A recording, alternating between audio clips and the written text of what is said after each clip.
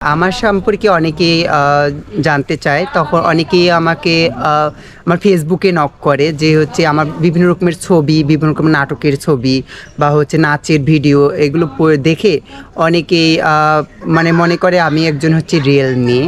কিন্তু হচ্ছে অনেকে প্রপোজ করে বা হচ্ছে যখন জানে তখন তাদের মনটা খুব খারাপ হয়ে যায় যে আমি একজন তৃতীয় লিঙ্গের মেয়ে।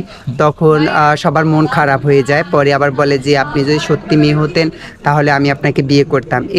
এইভাবে অনেকেই বলে। প্রায় আমি দেখেছি 50 থেকে 60 জন খুব কান্নাকাটি করছে, রিকোয়েস্ট করছিল আমার বাবার কাছে এসে। একজন ব্যাংকার, তাকে আমি রিজেক্ট করেছি। রিজেক্ট বলতে কি, তার সাথে আমার ফেসবুকে পরিচয়। তো ফেসবুকে দেখার পরেও উনি রাজশাহীতে বাড়ি।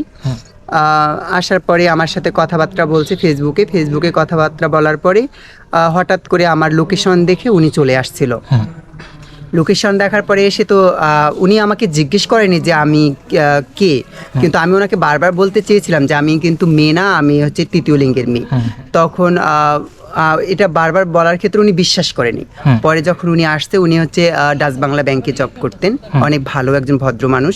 এসে বাবাকে বলছিল যে আমি আপনার মেয়ের সাথে বা সম্পর্কে জড়াইতে চাই বা হচ্ছে বিবাহ বান্ধবী। তখন আমার বাবা বলছে এটা ইসলামে নেই, আর ইসলামে যারা আছে তারা তো হচ্ছে এটা ইসলামে আছে, কিন্তু হচ্ছে ইসলামে এটা আছে যে হচ্ছে যে মেয়েটা প্রপারলি সংসার করতে পারবে সে করতে পারবে, আর যারা করতে পারবে না তারা করতে পারবে না। কিন্তু হচ্ছে যে আপনি আপনার ফ্যামিলি যদি মেনে না নেয়, তো এই চিন্তা নিয়ে সে ফ্যামিলির কাছে গেছে, কথাবার্তা বলছে, কিন্তু ফ্যামিলি রাজি হয়নি।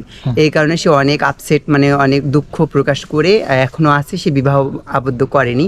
তো আমি তাকে পরে বারবার বলছে, তখন আমি রিজেক্ট করেছি, বাট বলেছি যে আপনার ফ্যামিলি যদি মেনে নেয় তাহলে আমি আপনার সাথে রাজি আছি, আর যদি ফ্যামিলিকে মানাতে পারেন তাহলে আমি আছি, আর না হলে আমি নাই।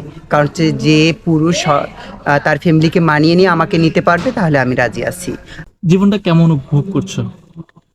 জীবনটা কেমন উপভোগ করতেছি, আমি সব থেকে বেটার ফিল করি। আমি মানে খুব আনন্দে স্বাচ্ছন্দ্যে আছি, যে কারণ হচ্ছে আমার বাবা মা সব থেকে সুন্দর আমার পাশে আছে, আমার ভাই আমার পাশে আছে, আবার সব থেকে বেশি বিশেষ করে হচ্ছে বাংলাদেশের সরকার আমাদের পাশে আছে।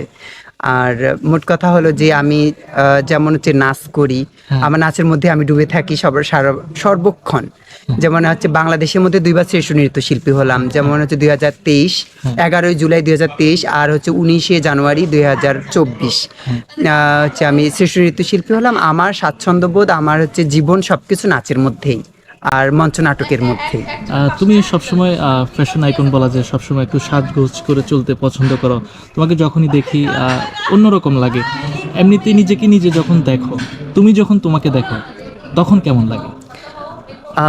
আমি যখন সাজগোজ করি বা হচ্ছে যখন আমি নিজেকে নিজের মতো করে থাকি, আমাকে খুব ভালো লাগে।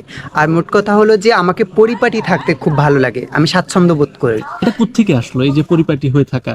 এটা হচ্ছে আমার সভ্যতা, ভদ্রতা, আমার বাবা মা আমাকে শিখিয়েছে, যাতে হচ্ছে আমি ভালো একটা সমাজে চলতে পারি, ফিরতে পারি। এই কারণে হচ্ছে যে আমি ভালোভাবে চলতে পারি, এই জন্য আমাকে স্বাচ্ছন্দ্যবোধ বা হচ্ছে সুন্দরভাবে চলাফেরার এটা শিখাইছে আমার মা।